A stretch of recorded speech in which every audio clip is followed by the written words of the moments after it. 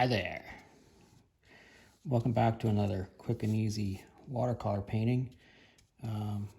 It's spring here in southern Ontario, finally. I guess not finally, we really didn't have much of a winter this year, but yeah, it's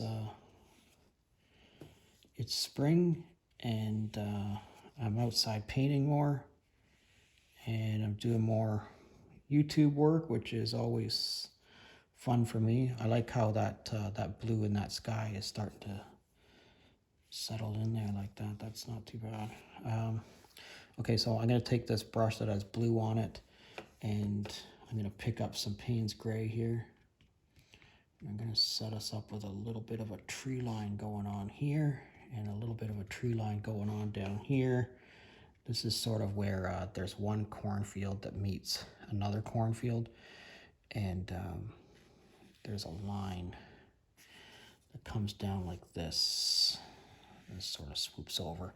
And you see I'm purposefully not touching the one area to the other area. Okay, I'm going to pick up a little bit more Payne's gray on my brush, and I'm just going to touch this in a few areas like that, and we're going to let that bleed off to wherever it is it's going to go to, and it should give us some depth of in the tree line there. I'm also going to do that. I'm going to rinse my brush off really well, and I'm going to pick up this sienna here. And I'm going to touch the edge of that brush into that sienna. I'm going to pick up a little bit more sienna, and I'm just going to tap the brush along there. And those are all going to blend together. However it is, they're going to blend together. And don't try to control it too much. Okay, now I'm going to pick up yellow ochre, and I'm going to make a nice yellow ochre line up to there. I'm going to touch this line, and we're going to let all that bleed together across there. All right, and you should get some really interesting color combinations. I'm actually going to take this brush and pick up a little bit of this sienna and just drop some sienna in a few places like that. All right, if you recall, I have this #1 watercolor brush and I've sharpened the end of it, and I'm going to make some plants or some brush or however it is that you might think of it down here, a few there and a couple there. And I'm actually going to scribe in here some lines that are going to become a fence line for me, all the way from that one side across to the other side.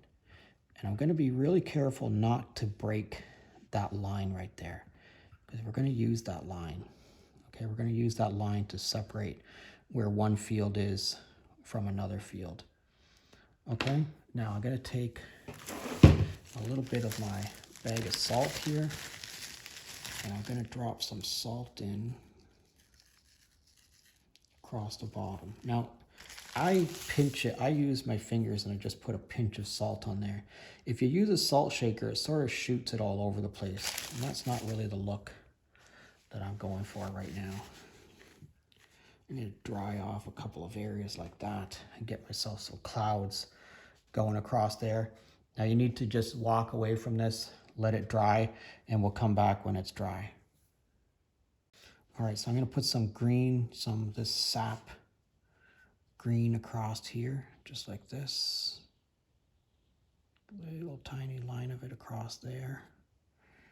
Pick up some more color. Just across there like that. And some more color. And some more. Just like that. That's not too bad at all. And we're going to pick up a little bit of this yellow. Drop some yellow in there in a couple of places.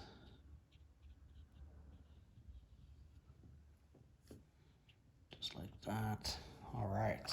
It's coming right along. All right, let's let this dry. Actually, I think before we let this dry, I'm going to put, again, a little wee bit of salt. Just in a couple of places like that. All right, now let's let it dry. Okay, look at how all that color mixed together with that salt. It gave us all that color variation. Same along here where we dropped the red, the sienna into the yellow ochre. Yeah, very cool. All right, let's see what we get.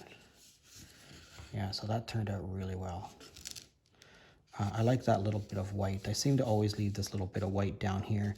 But look at these, look how the clouds turned out up here. So you can move this so you get more cloud, less cloud.